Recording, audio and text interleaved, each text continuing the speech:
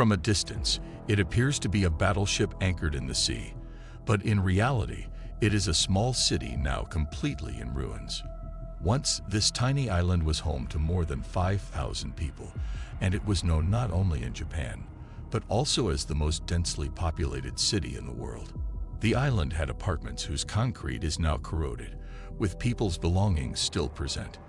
It seems as if the residents left everything behind in a hurry. There were schools where children's voices once echoed, hospitals, a town hall, swimming pools, shops, and cinemas. All the facilities a city should have. Now, this entire island, this entire city resembles a deserted ghost town. But why? Why does no one from the thousands of people who once lived here reside here anymore? What happened here that led Japan to ban tourists from this island for 35 years? This island is called Hashima, located 15 kilometers off the city of Nagasaki in the South China Sea. Because its shape resembles a battleship, it's also known as Battleship Island. In this part of the sea, there are about 500 islands without any inhabitants, but Hashima's story is quite different. Compared to other green and lush islands, Hashima is a large rock jutting out of the sea with almost no plant life.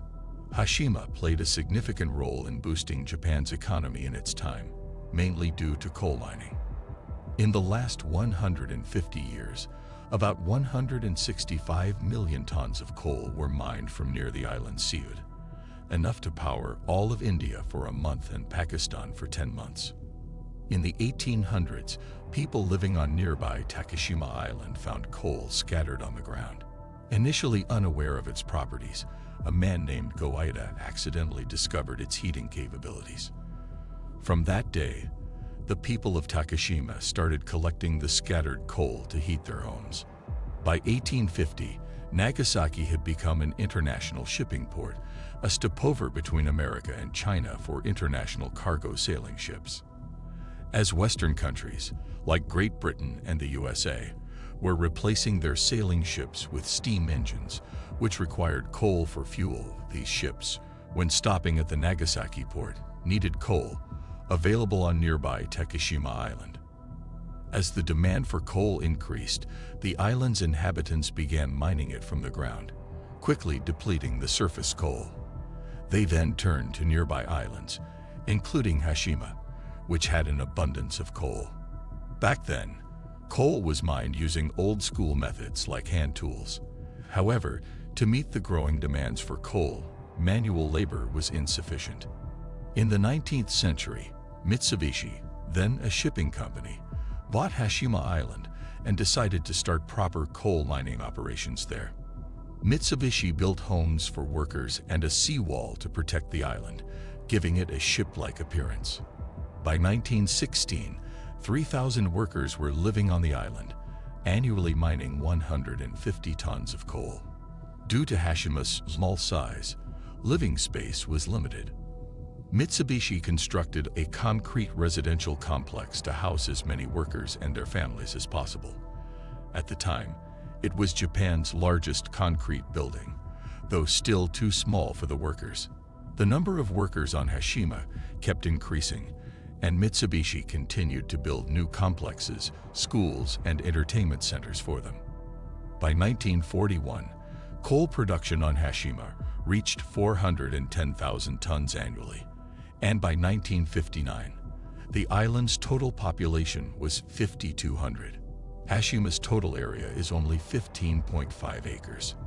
To put this in perspective, China's population density today is 84 people per acre, whereas Hashima had 335 people per acre, a density unmatched by any other country.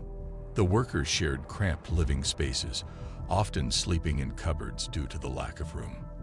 The mine, dug 1 kilometer below Hashima, had a temperature of 35 degrees Celsius and 95% humidity, making working conditions extremely hazardous. Many workers lost their lives in the mine, and during World War II, Chinese and Korean prisoners were forced to work there, an issue for which Japan has been criticized globally. After World War II, when the Japanese Empire was overthrown, Japan improved its image by adding facilities like cinemas, gyms, high schools, and entertainment centers on Hashima for the workers. Fresh water was brought from mainland Japan, and later water lines were laid under the sea to connect to the mainland. In the 1960s, Hashima was at its peak, significantly benefiting the Japanese economy. However, this was when the world began moving away from coal engines due to environmental concerns, with oil replacing coal. As international demand for coal declined, coal mines started closing. Mining on Hashima was challenging due to its isolation and the frequent tsunamis and storms in the South China Sea. Mitsubishi had built a protective wall around the island, but the storms often damaged it, leading to extra repair costs. Eventually, Hashima's coal mine became unprofitable. In the 1970s, Mitsubishi laid off 2,000 workers or relocated them to other facilities. Finally, on January 15, 1974, the company officially closed the Hashima coal mine. Without jobs, thousands of workers left the island overnight. An entire generation had grown up there, leaving behind all their memories. Today, Hashima is a forgotten, ruinous island in the South China Sea. For many years, the Japanese government sealed off the island, imposing severe punishments for violations. Some believe Japan wanted to hide the reality of the forced labor camps, but the government claimed the rule was to prevent theft. Rediscovered in the 21st century, Hashima gained fame as a ghost town, particularly among those interested in ghost towns and ruins. In 2005, Japan officially opened Hashima to tourists. Although officials have tried to repair the buildings, the reinforced concrete has severely deteriorated, and harsh weather conditions make repairs nearly impossible. Many buildings have collapsed due to typhoons, and others are on the brink of collapse. Only a small part of the island has been repaired for tourist access. The island's location has attracted filmmakers, with TV series and movies like the 2009 Life After People and scenes from the 2011 James Bond film Skyfall being shot there. In 2009, Japan requested UNESCO to list Hashima as a World Heritage Site.